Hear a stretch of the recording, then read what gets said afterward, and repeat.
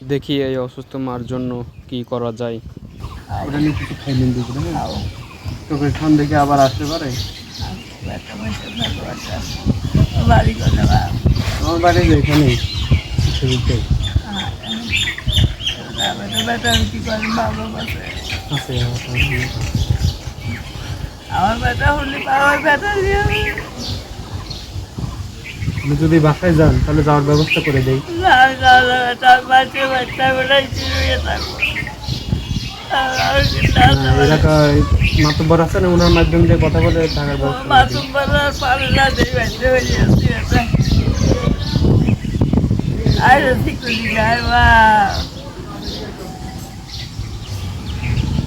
থাকেন, আমাদের ঈশ্বরদীতে মানুষ খারাপ লাগে থাকেন ইনশাল্লাহ। ভাই ওই স্টেশনে যান না, এখানে থাকেন।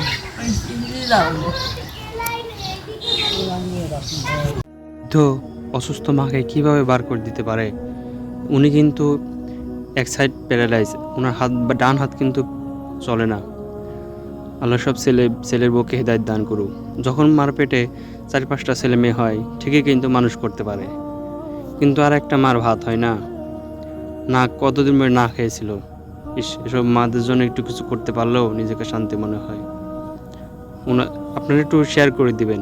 ওনার বাড়ি হচ্ছে সিরাজগঞ্জ জেলার উল্লাপাড়া থানায়, যাতে ওনার এলাকার চেয়ারম্যান মেম্বাররা দেখে এটার ব্যবস্থা করতে পারে, ওনারা একটা ব্যবস্থা করতে পারে। কীভাবে আর উনি এভাবে বাইরে থাকবে, রাতে থাকবে, খাবে কি আল্লাহ জানে।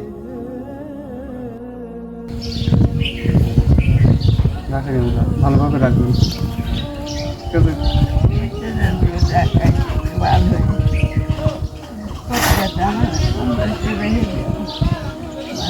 খাও কি গাও করতে ভালো লাগে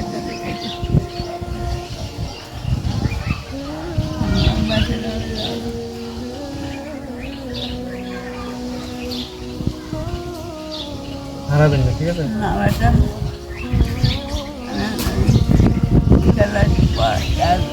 বরাবর গেলি বাড়ির জায়গা দেয় দাদা বাবা তারপর তুমি আল্লাহ